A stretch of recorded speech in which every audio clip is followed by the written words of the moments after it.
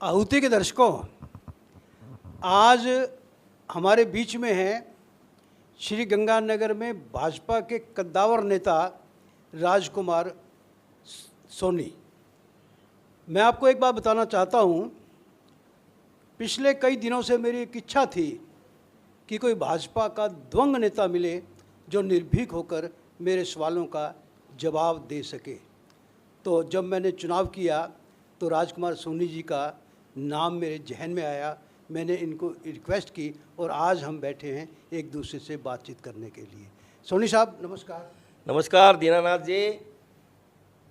आहुति समाचार पत्र का और आहुति के दर्शकों को मेरा सादर प्रणाम है, नमस्कार है। आपको भी है दीनानाथ जी, क्योंकि ये दूसरी पीढ़ी है आपकी जिसके साथ मुझे भी बातचीत करने का, साथ रहने का अवसर मिला है। आहुति के दर्शकों को मैं भी कुछ बता दूं अगर आपकी इजाज़त हो तो, क्योंकि आपके फादर श्री जगदीश चलाना जी एक शहर में दबंग नेता रहे, नगर परिषद के सभापति भी रहे। उनसे मेरी कई बार सीटिंग हुई है। मैं छोटा ज़रूर था लेकिन बुद्धि कौशलिता काम करता था, उनसे भी हमने सीखा। उनके खून में हमने एक चीज़ देखी कि वो जन समस्याओं के लिए और अन्याय के विरुद्ध लड़ते थे। हमने एक चीज़ उनमें देखी और वही गुण आप में देख रहा हूँ। आप बैंक में मैनेजर भी रहे, बैंक की सर्विस में भी रहे, उसके बाद भी रिटायरमेंट के बाद बहुत से लोग या तो तीर्थ यात्रा करते हैं या बैठकर बाकी बचे जीवन का आनंद लेते हैं। लेकिन आप में एक गुण देख रहा हूँ कि आप सारा दिन गंगानगर की समस्याओं को लेकर, ज़िले की समस्याओं को लेकर, कभी कलेक्ट्रेट है, कभी एसपी ऑफिस है, कभी किसी नेता के पास है, प्रभारी मंत्री, आप लगातार लगे रहते हैं। ये जुनून मैंने आप में देखा। बहुत बहुत धन्यवाद सोनी साहब। मेरा पहला सवाल ये है जी कि आपने राजनीति में प्रवेश कब किया था? करीब करीब मुझे 44 साल हो गए सर। यानी कि 44 ईयर से आप राजनीति में हो और शुरू से जनसंघ या भाजपा में हो? हाँ, मैं स्वयं सेवक हूँ, संघ में प्रथम वर्ष हूँ और उसके बाद मैं 1980 में भारतीय जनता पार्टी का विधिवत रूप से सदस्य बना था और तब से लेकर आज तक टिल डेट तक मैंने बिना नागा प्रत्येक दिन भारतीय जनता पार्टी का काम किया है, उसी ऊर्जा और उसी उत्साह के साथ। मैं कभी नहीं थका। आहुति के दर्शकों, आज हमारे सामने वो शख्सियत बैठी है जिनको 44 साल का राजनीति का अनुभव है। मैं इनसे एक बात पूछना चाहूँगा, क्या 44 साल का कद्दावर और भी कोई नेता है गंगानगर में? नहीं, सीनियर देन यू? नहीं, आज की तारीख में नहीं। चले गए, मेरे को लगा नहीं। जो चले गए उन्हें भूल जाओ। नहीं, अब कोई है नहीं, शायद मेरी निगाह में ऐसा कोई व्यक्ति नहीं है। और अब क्या है कि धीरे धीरे कुछ लोग ईश्वर की गोद में चले गए हैं। हाँ, लेकिन जो बीजेपी की मूल विचारधारा के थे, चाहे संघ से आए चाहे जनसंघ से आए, ऐसे लोग नहीं है। नेता और भी हैं, मेरे से सीनियर भी हैं गंगानगर में, एक दो हैं, लेकिन वो मूल भाजपाई उनको नहीं कहूँगा, वो दूसरे दलों में रहे। मूल भाजपा के रूप में हाँ, आप सबसे पुराने जो है हाँ, भाजपा के नेता हैं निश्चित तौर पर। तो एक बात बताइए सोनी साहब, आपको उस समय आपकी उम्र क्या थी जब आपने ये राजनीति में प्रवेश किया था? एक्चुअली में क्या, संघ की शाखा में हमारे जो छोटे भाई थे ना, राजनीति में? हाँ, राजनीति 1980 में ही प्रवेश किया। 80 मैं, लक्ष्मण खींची और श्याम जी, जब भारतीय जनता पार्टी का गठन हुआ था 1980 में 6 अप्रैल को, तब हम उस कार्यक्रम में गए थे, मुझे आज भी याद है। तो 1980 से लगातार काम करता आ रहा हूँ। मेरा सवाल सिर्फ इतना है, जब आपने राजनीति में पदार्पण किया था उस समय आपकी उम्र कितनी थी? उम्र मेरी करीब 17-18 के करीब थी। राजनीति में आगे? हाँ सर। यानी कि जवान थे, खूब। मेरे जितना खूबसूरत आदमी राजस्थान में बीजेपी में कोई नहीं था। ये तो एक्सीडेंट हो गया, एक्सीडेंट से थोड़ा बहुत स्ट्रक्चर बदल गया। मुझे भैरव सिंह जी प्रिंस कहते थे और वास्तव में मैं अपने मुंह मियाँ मिट्ठू बन रहा हूँ। वास्तव में अगर मैं फिल्मों में काम करता तो क्या गजब का मैं रोल करता यार, फिल्मी हीरो होता मैं, लेकिन मौका नहीं मिल पाया। खूबसूरती के मामले में मेरा कोई मुकाबला नहीं था। आपके किसी दोस्त ने आपको यह राय नहीं दी कि राजनीति में क्या पड़ा है, फिल्मी दुनिया में चले जाओ, राजकुमार सोनी जैसा कोई राय नहीं? निश्चित तौर पे मुझे कहा भी गया था, लेकिन मेरे जो बुजुर्ग लोग थे, मेरे पिताजी वो थे, वो इन चीज़ों को ठीक नहीं मानते थे। फिल्मी दुनिया, वो कहते वो सिस्टम ठीक नहीं है, तो उन्होंने उधर जाने नहीं दिया। मेरा मन था, देखो मैं गायक हूँ बॉस, मुझे आज भी 350 के करीब पुरानी और नई फिल्मों के गीत हैं, याद है मेरी बात। आज भी मैं गा लेता हूँ, मैं भजन कर लेता हूँ, मैं शब्द कीर्तन कर लेता हूँ, मैं भाषण किसी भी विषय पर घंटा आधा घंटा बोल सकता हूँ, मैं सर लिख सकता हूँ, ज्योतिष में भी मुझे ज्ञान है, मैं हस्तरेखा जन्म कुंडली और सिम्टम देख लेता हूँ। तो बहुत सी चीज़ें हैं जो हमने जीवन में सीखी और आज भी उस ईश्वर की देन है, माँ सरस्वती की कृपा है कि सब चीज़ें आज भी हमें कंठस्थ है।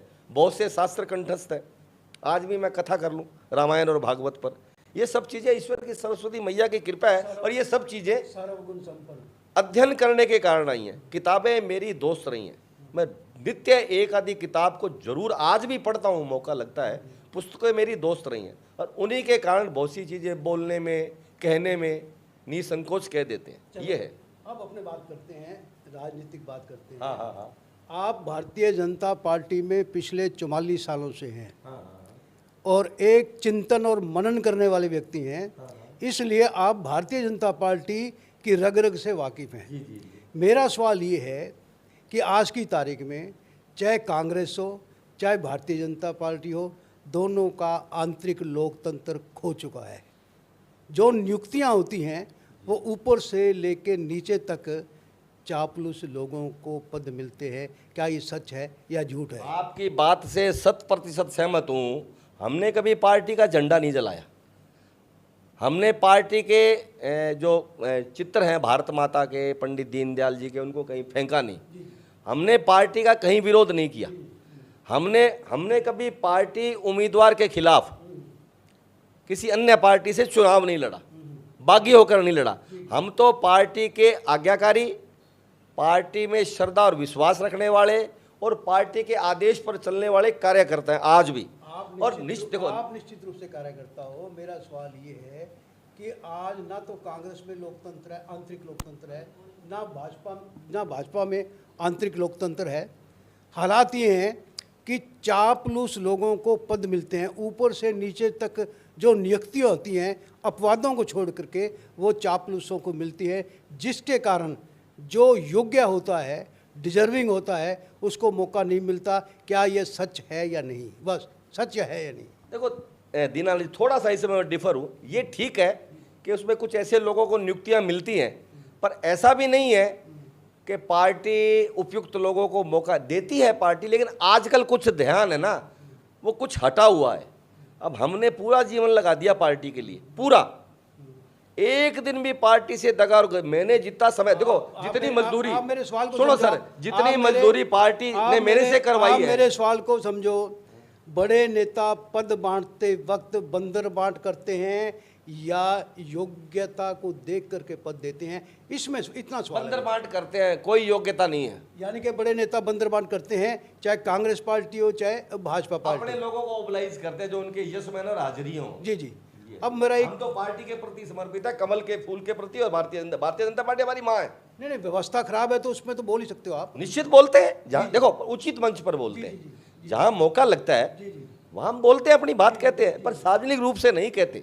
ये है, क्योंकि जिस पार्टी को माँ मानते हैं उसको गलत कैसे? ठीक है, उसमें व्यक्ति आते हैं, गलत फैसले कर भी देते हैं, पीड़ा भी होती है, लेकिन उचित मंच है। ज़्यादा हो तो संघ कार्यालय जाकर विभाग प्रचारक जी को, जिला प्रचारक जी को, इनको कह देते हैं हम, और प्रदेश कार्यालय में भी जाकर प्रमुख लोगों को कहते हैं। बात तो अपनी कहते हैं, उसमें कहीं कोई कभी संकोच नहीं किया। सवाल सिर्फ इतना था, ऐसा हो रहा है, पद बांटे जा रहे हैं, पद की बंदर बांट हो रही है, ये मेरा सवाल है। और आप लगभग अप्रत्यक्ष रूप से हाँ कर चुके हैं। अगला सवाल मेरा सोनी जी ये है, एक मिनट आप ध्यान से सुनना, कि आप भाजपा में हो, भाजपा में आपने क्या अच्छाई देखी जो कांग्रेस में नहीं है? आपका सवाल, भाजपा में अच्छाई ये थी, देखो कांग्रेस नहीं है आज। सुनो, कांग्रेस में तो क्या है, कांग्रेस तो एक लूट करने वालों का एक गिरोह है। मेरी बात सुनो, वो संगठित होकर लूट करते हैं। भारतीय जनता पार्टी जो है, जिसका समर्पण देश के प्रति रहता है, राष्ट्रवाद के प्रति रहता है, जनता के प्रति, क्योंकि भारतीय जनता पार्टी पंडित दीनदयाल उपाध्याय की विचारधारा पर चलती है और वो कहती है जो समाज के अंतिम छोर पर खड़ा व्यक्ति है, दरिद्रता से पीड़ित है, उसके उत्थान के लिए हम सब लोगों को मिलकर काम करना चाहिए। भारतीय जनता पार्टी आप देख कर आओ, उस गली मोहल्ले में, गरीब बस्तियों में जाओ, जिनके घर चूल्हा नहीं जलता, जिनके घर खाने के लिए दाना नहीं है, जिनके बच्चों के लिए दवाई नहीं है, जिसका स्वास्थ्य की चिंता करनी है, जिसके पहनने के लिए वस्त्र नहीं है, वो कहता है अंतिम छोर तौर पर जो दरिद्रता से पीड़ित खड़ा है उसके उत्थान के लिए भारतीय जनता पार्टी काम करती है। और इसी विचारधारा को लेकर और इसी को लेकर हम भारतीय जनता पार्टी में शामिल हुए थे और हम उसी सिद्धांत पर आज भी चल रहे हैं। हम किसी गरीब की, असहाय की, जिसके खिलाफ अन्याय है उसकी आज भी मदद करते हैं और ताल ठोक कर करते हैं। दादा, ये पार्टी की बात कह रहे हो या अपनी व्यक्तिगत बता रहे हो? पार्टी की विचारधारा की बात है। मेरे देखो, पार्टी की विचारधारा। हमने तो उसको आत्मसात किया है। पार्टी की हमने पंडित दीनदयाल उपाध्याय की जिस विचारधारा पर भारतीय जनता पार्टी चलती है उसको हमने आत्मसात किया, उससे सीखा है हमने। हमारा कुछ नहीं है, हमने तो वहां सीखकर एक्सप्लेन कर रहे हैं कि जो उन्होंने कहा। तो क्योंकि देखो, कांग्रेस है, उसको अंतिम छोर पर खड़े व्यक्ति से कोई लेना देना नहीं है। वो उसको एक वोट बैंक मानती है। वो कहती है वोट आ गए, ले लिए, उसके बाद जाए। लेकिन भारतीय जनता पार्टी अंतिम छोर पर जो खड़ा व्यक्ति है उसको वोट बैंक नहीं मानती। ऐसा है, फिर मेरे बात को आप समझो। मैं आपसे एक बात कहना चाहता हूँ, कांग्रेस पार्टी महात्मा गांधी के नाम पे रोटियां सेकती रही और अब आप लोग पंडित दीनदयाल के नाम पर रोटियां सेक रहे हो। क्या ये सच है या झूठ है? दीनानाथ जी, आप कहाँ तुलना कर रहे हो? क्या चरखा और तकली काटने से आज़ादी मिली थी? सुनो, मैं वहीं आ रहा हूँ। महात्मा गांधी का इस देश की आज़ादी के लिए रत्ती भर भी योगदान नहीं है। और पंडित दीनदयाल उपाध्याय को आप पढ़ो ना, क्योंकि जब तक किसी व्यक्ति के बारे में हम पढ़ेंगे नहीं। मैं पंडित दीनदयाल का प्रशंसक हूँ। मैं आपसे सिर्फ ये कहना चाहता हूँ कि उनके नाम को लेकर के राज मत कीजिए, अपने आचरण को लेकर राज कीजिए, ये मैं कहना चाहता हूँ। ऐसा देखो, उनके नाम लेकर नहीं कर रहे हैं, उनके बताए हुए मार्ग पर भारतीय जनता पार्टी चल रही। आज भारतीय जनता पार्टी तीसरी बार सत्ता में आई है। मेरी बात सुनो, नरेंद्र मोदी जी तीसरी बार देश के प्रधानमंत्री इसलिए बने हैं कि पंडित दीनदयाल उपाध्याय जी ने मार्ग बताया उसी पर तो पार्टी सारी काम कर रही है ना। चाहे नरेंद्र मोदी जी हैं, चाहे हमारे पार्टी के राष्ट्रीय अध्यक्ष हैं, चाहे प्रदेशों में हमारे प्रदेश के अध्यक्ष हैं। देखो, बूथ स्तर का कार्यकर्ता भी, पन्ना प्रमुख भी हमारा उसी विचारधारा को लेकर काम कर रहे हैं, तभी सत्ता में आए ना। एक व्यक्ति के काम करने से थोड़ी आता है। पंडित दीनदयाल उपाध्याय की विचारधारा इस देश को परम वैभव तक पहुंचाने की विचारधारा है। और महात्मा गांधी की क्या विचारधारा थी? गद्दारी सिखाती है, क्रांतिकारियों से गद्दारी करो, अंग्रेजों से समझौता करो, अंग्रेजों की चापलूसी करो, चलो माना, चलो काजू पिस्ता बादाम खिलाओ और उसका दूध पियो, चलो ब्रह्मचर्य के प्रयोग करो, स्त्रियों को पास उसके पास। चलो इसको छोड़ो। आपने ये कह दिया कि हम पंडित दीनदयाल के फॉलोअर हैं, हमारी पार्टी पंडित दीनदयाल की फॉलोअर है। ओके, अब मैं आगे जो बढ़ रहा हूँ, मेरी बात को ध्यान से सुनिए। सुन रहा हूँ। आज की तारीख में आरोप ये है कि भारतीय जनता पार्टी ने सत्ता पाने के लिए अपने सारे सिद्धांतों की बलि दे दी है और अपने दरवाजे दागी लोगों के लिए खोल दिए हैं। क्या ये सच्चा है, झूठ है? या एग्जाम्पल दूं मैं आपको? नहीं, ऐसा मुझे तो कहीं नजर नहीं। ऐसा नजर आपको नहीं आएगा। अगर आपका चश्मा जेब में है, लगा के देखिए। नहीं सर, दीननाथ जी, अगर आप ऐसा कोई विषय ध्यान में लाएंगे तो अपने उस पर जरूर चर्चा करें। मुझे नहीं लगता ऐसा। पर पता क्या होता है, ऐसा है, विधानसभा के चुनाव में और लोकसभा के चुनाव में थोक के भाव में कांग्रेस के दागी लोग भाजपा में शामिल हुए हैं। उनका स्वागत किया गया है, उनके गले में माला डाली गई है और यहाँ तक कि कईयों को टिकट भी दी गई है। ये आप भूल नहीं रहे हो क्या? मैं क्या कह रहा हूँ, ये ठीक है। देखो क्या होता है, कुछ चीज़ें क्या होता है, पार्टी सत्ता में आने के लिए कई बार, अब मेरा भी देखो, मेरे व्यक्तिगत मानना है, बाकी तो हाँ, मैं आपके सवाल पर ही आ रहा हूँ। आपने जो कहा मैं समझ गया हूँ, मेरा व्यक्तिगत ये मान। सहमत हो? मैं क्या, आदरणीय दीननाथ जी, आप सहमत हो? मेरी बात तो सुनो। अरे ऐसा, अरे सुनो, मैं कह रहा हूँ, वो पार्टी जिस पार्टी का आप न ले लो, पंडित दीनदयाल की बात कर रहे हो। बिना कांग्रेस के लोगों को बीजेपी में शामिल किए हुए हम सत्ता में आ सकते थे, आए हैं। अच्छा, मैं क्या कह रहा हूँ, अब इनको शामिल कर लेना ये पार्टी का फैसला होता है। मेरी बात, हम तो पार्टी का फैसला नहीं होता। पार्टी के आप मानोगे, हम बात कर, हम राजकुमार सोनी की बात नहीं कर रहे हैं। अब हम भारतीय जनता पार्टी की नीतियों की बात कर रहे हैं, उस पार्टी की नीतियों की बात कर रहे हैं जिसके लिए आप कहते हो हमारी पार्टी पंडित दीनदयाल के सिद्धांतों पर चलती है। मैं आपसे निवेदन करना चाहता हूँ कि क्या लोकसभा और विधानसभा के चुनाव में पार्टी ने कांग्रेस से दागी नेताओं को नहीं स्वीकार किया था? नहीं लेना चाहिए था। लिए हैं। हाँ जी, हाँ जी। मैंने इसके ऊपर एक आर्टिकल लिखा था। मैंने इसके ऊपर एक आर्टिकल लिखा था कि भाजपा को, भारतीय जनता पार्टी को, क्योंकि भारतीय जनता पार्टी के पास इतने मजबूत कार्यकर्ताओं की टीम है, इतने समर्पित कार्यकर्ताओं की टीम है दीनानाथ जी, जो भारतीय जनता पार्टी को सत्ता में लाने के लिए सक्षम है, आज भी है। कोई कमजोरी रही होगी क्या? कोई कमजोरी रही होगी के आ जाने से देखो, जो लोग हमें राम मंदिर को लेकर गालियां देते थे, जो मैं कहते थे ये कचड़ी वाले घूमते हैं, जो कह रहे थे, एक कांग्रेसी कहता था कि रामलला आएंगे, मंदिर वहीं बनाएंगे, तारीख नहीं बताएंगे, ये कांग्रेसी नेता कहते थे, और अब वो बीजेपी के पटके डालकर मंचों पर बैठते हैं। तो ये क्या अच्छा लगता है क्या आपको? बुरा लगा, इसलिए लगा कि वो तो सारा दिन भाजपा को गलियां निकालते थे। तो ये पार्टी का निर्णय गलत था। मोदी को उन्होंने मौत का सौदागर कहा। मैं गंगानगर जिले के लोगों को बता सकता हूं, मोदी को मौत का सौदागर बताया, पता नहीं क्या क्या गालियां दी, वसुंधरा जी को दी और नेताओं को दी। तो उन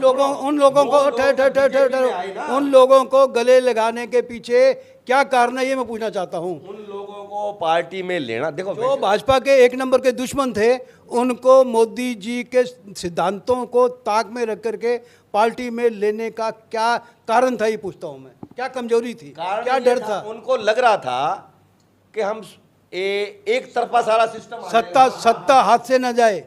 निश्चित तौर पर दागियों के कंधों पे बैठ करके सत्ता हथियाना चाहते थे आप लोग। बिल्कुल आप ठीक, पर मैं क्या कह रहा हूं, वो पार्टी का गलत फैसला था, क्योंकि भारतीय जनता पार्टी का इतना मजबूत कार्यकर्ता है जो 2014 में सत्ता बना सकता है, 2019 में सत्ता में ला सकता है, क्या वो 23 में नहीं ला सकता था? भारतीय जनता पार्टी को अपनी बल पे या अपनी ताकत पे या अपनी लोकप्रियता पे विश्वास नहीं रहा था।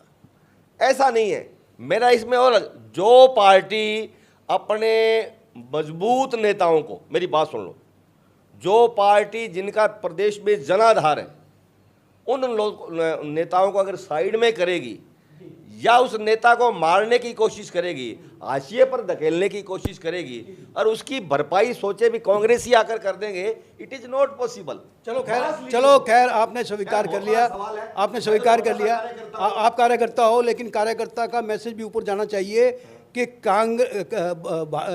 भारतीय जनता पार्टी को कांग्रेस के दागदार नेताओं को स्वीकार करके अपने वातावरण को दूषित नहीं करना चाहिए। ठीक है, अब अपन आते हैं शहर पे।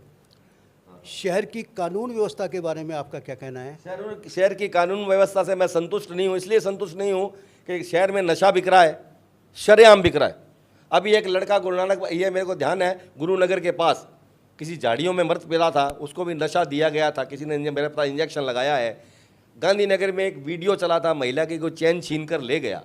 तो लॉ एंड ऑर्डर की व्यवस्था ठीक नहीं है। पुलिस एक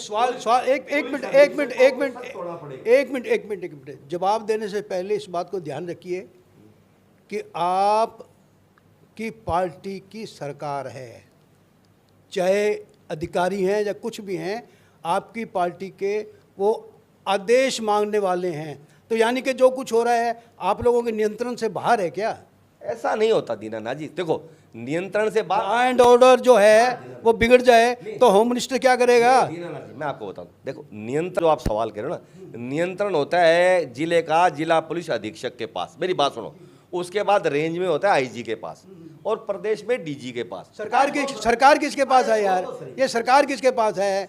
ये आईजी डीआईजी सब कुछ सरकार के नीचे हैं, सरकार के कर्मचारी हैं, सरकार के अधिकारी हैं। क्या बात कर रहे हो आप? सर सुनो तो सही दीनानाथ, नियंत्रण नहीं है तो ही तो जो ये सारा कुछ हो रहा है। शहर में कानून व्यवस्था लचर है, निश्चित तौर पर रोज अपराध हो रहे हैं, रोज अखबारों में पढ़ते हैं, रोज सोशल मीडिया में देखते हैं। मेरी बात सुनो, आपकी चिंता वाजिब है और मैं भी उसको लेकर इसलिए चिंतित हूँ कि आज घर से कोई महिला है ना, बैग लेकर, गले में कोई गहना चैन पहनकर, मोबाइल हाथ में पकड़कर सुरक्षित नहीं है, कोई कहीं भी छीना झपटी कर सकता है। सवाल ये बातें सारी क्लियर है। मैं ये पूछता हूँ इस लॉ एंड ऑर्डर की सिचुएशन को कौन सही करेगा?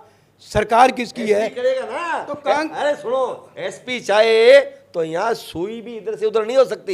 ये काम एसपी का है। एसपी अपने एसएचओ को कह दे, तेरे इलाके में अगर कोई अपराध हुआ, घटना हुई तो तेरे को सस्पेंड, कौन कहेगा ये? कौन अपने कहेगा? एसएचओ को कह सकता है। कौन कहेगा? ये पावर एसपी के पास रहती है ना सर। बाबा जी, एसपी किसके अंडर में? मान लो एसपी अपना दायित्व एसपी नहीं मेरे निभा अंडर में नहीं है, सरकार के अंडर में। सरकार किसकी है? मैं तो उसको भजनलाल सरकार जिंदाबाद मैं कहते हो आप। कर्तव्य का बोध करा रहा हूँ हमारी सरकार है ये कहते हो आप। सर। दीनानाथ जी, और प्रदेश में विकास के लिए और लॉ एंड ऑर्डर के लिए भारतीय जनता पार्टी रिस्पॉन्सिबल है। क्या काम कर रही है? क्या काम कर रही है? मैं बताऊंगा, वो भी आपको बताता हूं, पर मैं आपसे कह रहा हूं एसपी के पास जिले में वाइड पावर होती है। एसपी अगर चाहे तो यहां बीड़ी भी नहीं बिक सकती। यानी जो हो रहा है मतलब एसपी नहीं चाहता हो या चाहता हो? एसपी के देखो आपने एक बात कही, आपने एक बात कही कि एसपी चाहे तो सब कुछ कंट्रोल किया जा सकता है, यानी कि एसपी नहीं चाहता। पता नहीं है, उससे पूछो। पता नहीं, आप बताओ यार। मैं एसपी थोड़ी हूँ सर। आप एसपी नहीं हो, लेकिन वो क्यों नहीं कर रहा? उससे पूछो, आप, वो बताएगा। क्या पूछें? अब देखो, एसपी से पूछे वाला सवाल का जवाब मैं थोड़ी दूं, मैं तो बता रहा हूं। एसपी के पास दीनानाथ जी पावर रहती है, वो अपने क्षेत्र में जिला श्री गंगानगर में अवैध कोई भी नशा नहीं बिक सकता। उसमें कोई सट्टा है, जुआ है, समैक है, ये गुंडे जीते घूम रहे हैं ना, एनकाउंटर करें एक दो गुंडों का, क्या फर्क पड़ता है? कर देना चाहिए। मेरे ये बदमाशियां हो रही हैं। एसपी चाहे, मैं कहता हूं मेरे को 2 घंटे एसपी की पावर, जो कुछ चूं ही कर जाए तो आदमी की इच्छा, दृढ़ इच्छा शक्ति तो चाहिए ना, पर एसपी को करना चाहिए ना। जनता ने आपको सरकार दे दी और आप ये मांग रहे हो एसपी की पावर, कितनी मजाक की बात है। कैसे पावर? क्या पावर? आपको सरकार बना दी आपको। जिला पुलिस अधीक्षक दीनानाथ जी खुद में अपने आप पावरफुल पोस्ट है सर। उसके पास क्या है? उसके पास कितना बड़ा पुलिस का बेड़ा है। मेरी बात सुनो, वो पुलिस का कप्तान है। वो अगर सोच ले, सारे एसएचओ की मीटिंग ले ले जिले भर के, उनको कह दे तेरे इलाके में अगर कोई इस तरह का अपराध हुआ, तू तेरी खैर नहीं है, तो हो जाए। तो ऐसा मैं आपको एक बहुत ही बढ़िया बात बताता हूँ, आप ध्यान से सुनो। आप घोड़ा होता है प्रशासन, एसपी, कलेक्टर, ये सवार होता है नेता, सरकार, सत्ता पक्ष। सत्ता पक्ष, एक मिनट, बात नहीं सुन रहे आप, मेरी बात नहीं सुन रहे आप। सवार आप हो, घोड़े को नियंत्रण में रखना आपका काम है, और आपसे घोड़ा नियंत्रण में नहीं हो रहा है, इसको स्वीकार करोगे आप? मेरी बात सुन लो। नहीं, स्वीकार करोगे नहीं? अरे सुनो, घोड़ा, आपने खुद ने कहा घोड़ा नियंत्रण में नहीं है। सुनो माननीय दीनानाथ जी, जो घोड़ा और घोड़ी है ना, नहीं, अरे सुन लो, घोड़ा, अरे सुनो सर, घोड़ा इसलिए मेरा नियंत्रण नहीं है, मैं घोड़े इसलिए नहीं है कि मेरी वो ड्यूटी नहीं है। मेरा काम सुनो, मेरे को लगा गड़बड़ हो रहा था, हमने मेरे मालिक, मैं आपको फिर याद करवाता हूँ, आप यहाँ पर राजकुमार सोनी के रूप में नहीं बैठे हो, आप भारतीय जनता पार्टी बैठे के हो, जिसकी राजस्थान में सरकार है। जो सवार है, घुड़सवार है, और उससे घोड़ा नियंत्रण में नहीं हो रहा, ये स्वीकार कीजिए आप।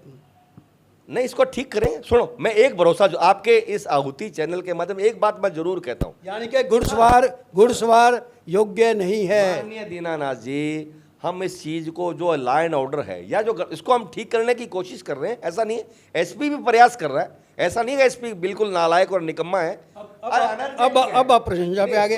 एनर्जेटिक तो है ही है, वो एनर्जेटिक है, कर रहा है, लेकिन उसको और सुधारेंगे। सब कुछ आ रहा है, परिणाम सही नहीं आ रहे हैं, क्योंकि घुड़सवार योग्य नहीं है। आपकी चिंता वाजिब है, और मैं तो आपको शाबाशी और दाद इसलिए देता हूं कि आपने जो सवाल किया, खड़ा किया है, ये शहर के हित के लिए ना, आप इसमें आपका व्यक्तिगत भला है ना मेरा भला है। निश्चित तौर पर एसपी को और टाइट करवाते हैं। कल हमारे गृह राज्य मंत्री श्री जवाहर सिंह जी मैडम साहब आ रहे हैं, ये विषय हम उनके सामने भी सर्किट हाउस में रखेंगे जब भी मौका मिलेगा। आपने जो सवाल खड़े किए हैं उनको हम बताएंगे। उससे पहले भी हमारी फ़ोन पर बात होती है, माननीय मुख्यमंत्री जी तक ये मेल के माध्यम से ये बातें सब बताई गई हैं।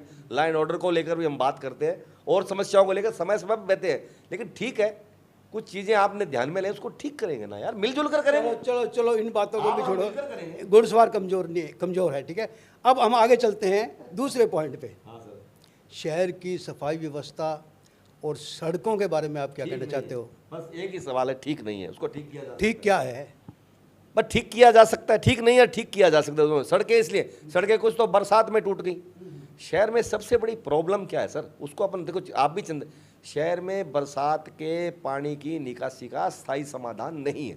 और मैं कई मंचों पर कई जगह बोल चुका हूँ कि पिछले 40 सालों से करीब शहर सावन और भादवे के महीने में बारिश में डूबता है, और ये गरीब बस्तियों में, कच्ची बस्तियों में जो लोग बैठे हैं, उनके बनाए हुए मकान गिर जाते हैं, उनको मुआवजा नहीं मिलता, बेचारे रोते रहते हैं, तो उनके लिए मुश्किलें। इसका हम सबको मिलकर स्थायी समाधान करना चाहिए। दीनानाथ जितनी आप चिंतित हो उतना मैं भी चिंतित हूँ, उतने हमारे विधायक जी भी चिंतक हैं।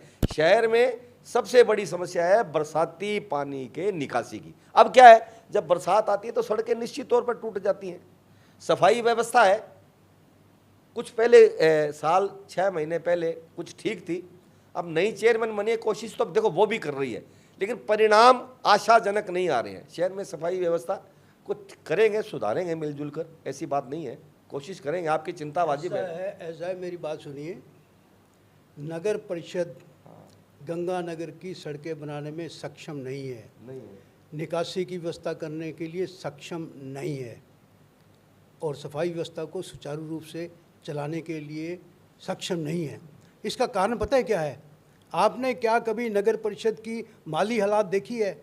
उसके सोर्सेज क्या हैं, उसके खर्चे क्या हैं, इस पर कभी चिंतन किया है क्या? कभी उस नगर परिषद को जो भारतीय जनता पार्टी की नगर परिषद चेयरमैन साहब आए, उसको क्या आपने कभी आर्थिक सहयोग दे करके इन समस्याओं से निजात दिलाने का प्रयास किया है? नहीं, आप ठीक कह रहे हो, राज्य सरकार को इन चीज़ों पर ध्यान देना चाहिए। और यानी कि राज्य सरकार अपना दायित्व नहीं निभा रही है। खुद की पार्टी का चेयरमैन बैठा है वहाँ पे, और जनता के आगे सवालिया निशान लग रहे हैं, और उसके बाद में आगे चुनाव भी हैं। आपसे इस चैनल के माध्यम से जरूर कहूँगा, मैं गगनदीप कौर से 2-4 बार मिला हूँ। हमारे एरिया में वो वृक्षारोपण करने आई थी। देखो, उस महिला में एक खासियत तो मैंने देखी, उसकी आंखों में मैंने चमक देखी है, वो शहर का भला और विकास करना चाहती है, उसमें जज्बा है, कोई दो राय नहीं। लेकिन खाली जेब क्या होगा मेरे मालिक? तो सही दादा, उसमें मैंने ये देखा कि उसमें मन में जज्बा है कि शहर में मैं सफाई भी ठीक करूं। देखो, आदमी के संकल्प का उसके चेहरे से, काम करने के तरीके से पता लग जाता है।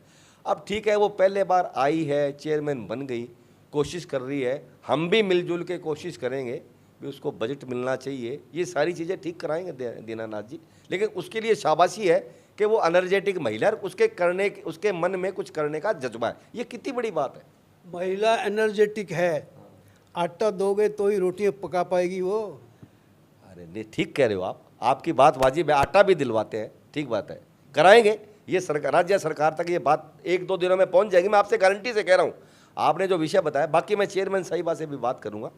और वैसे तो क्या, हमारे विधायक जी हैं, उनको सारे विषय का पता है, और विधायक जी ने ही चेयरमैन को बनाया, उनके आशीर्वाद से वो बनी है। ऐसा नहीं है, विधायक भी कोशिश कर रहा है, हम सब मिलकर, हमारा जहाँ हमें लगेगा हम वहाँ अपनी बात भी कहेंगे, तो इसका समाधान निकालेंगे। सड़कें भी ठीक करा रहे हैं, सफाई व्यवस्था भी सुचारू करेंगे, ये सब चीज़ें होनी चाहिए। आपकी चिंता वाजिब है सर। अभी हाल में हमारे प्रभारी मंत्री जी आए थे, मैडम सभापति उनसे मिली थी, और बड़े विनम्र शब्दों में गुजारिश किया था कि गंगानगर के हालात सुधारने के लिए मेरे को 40 करोड़ रुपए चाहिए। तो भाई साहब, मंत्री जी ने क्या किया अभी तक तो पता नहीं लगा है, और आगे भी क्या होगा ये भी पता नहीं है। नहीं, उसका पता क्या था, उसका थ्रू प्रॉपर चैनल एक काम है। प्रभारी मंत्री के पास जैसे आया तो प्रभारी मंत्री उस यूडीएच मिनिस्टर से बात कर फिर ये वित्त विभाग को भेज देता है। मेरी बात सुनो, पैसा वित्त विभाग ही जारी करता है, ऐसा नहीं है, एक प्रोसेस है, उसमें थोड़ा टाइम लग सकता है। लेकिन हमारे प्रभारी मंत्री सुमित गोदारा जी भी इस विषय को लेकर गंभीर हैं, और वो कोशिश कर रहे हैं कि 40 करोड़ रुपया गंगानगर के विकास के लिए जल्दी मिले। और वो सारा का सारा प्रपोजल है अब वित्त विभाग के पास, यूडीएच मिनिस्टर से होकर वहाँ चला जाएगा। कोई जाबर सिंह खर्रा जी मेरे पुराने मिलने वाले, इनके फादर हरलाल सिंह खर्रा पंचायत राज मंत्री थे, और कुंदनलाल मिगलानी के आते थे, तो उनसे मेरा पारिवारिक नाता, उनसे मेरी बात होती है, पारिवारिक नाता है। उन्होंने भी कहा था, मैंने एक दिन चर्चा करी थी कि मैं कोशिश कर रहा हूँ। ऐसा है सोनी साहब, आपकी पार्टी की मैं प्रशंसा करता हूँ। हाँ। और फिर आज के माहौल की तुलना करूँगा मैं। सुखाड़िया सर्कल पे एक जनसभा हुई थी वसुंधरा राज्य की, 2018 भाषण में उनसे लोगों ने ये समस्या रखी थी भी ये एरिया पानी में डूब जाता है।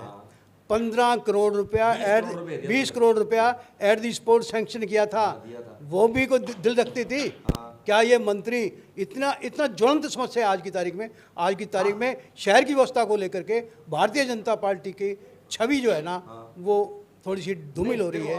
आपके सवाल में थोड़ा फर्क आ गया। देखो, वो मुख्यमंत्री थी। मेरे मुख्यमंत्री, है मुख्यमंत्री मंत्री कुछ नहीं होता भाई साहब। सॉरी सर, मेरी बात सर, दीनानाथ जी, मुख्यमंत्री के पास बजट देने की व्यवस्था होती है, उनके तो मुंह से निकले हुए शब्द बजट बन जाते हैं। प्रभारी मंत्री जो है वो यहाँ से समस्या को सुनकर सीएम तक और यूडीएच मिनिस्टर से बात करी है उन्होंने। ऐसी बात नहीं, जिम्मेदार आदमी है सुमित गोदारा, ऐसे कैबिनेट मंत्री कोई नहीं बनाता। और ठीक है, मुख्यमंत्री कहते हैं तुरंत हो जाता है, उसमें कुछ 10 दिन लग जाएंगे, पैसा 40 करोड़ जरूर आएगा। आहुति के दर्शकों, कुल मिला के लबोलबाब ये है कि राजकुमार सोनी जी बतौर भारतीय जनता पार्टी के कद्दावर नेता के नहीं, बल्कि एक चिंतित करने वाले, मनन करने वाले व्यक्ति के रूप में, नागरिक के रूप में ये स्वीकार कर रहे हैं कि आज भारतीय जनता पार्टी वो पार्टी नहीं रही है जो कभी हुआ करती थी। आज ये पार्टी सत्ता पाने के लिए ऐसे ऐसे समझौते कर रहे हैं जो भारतीय जनता पार्टी के नीतियों के खिलाफ है। धन्यवाद आहुति के दर्शकों, बहुत बहुत धन्यवाद।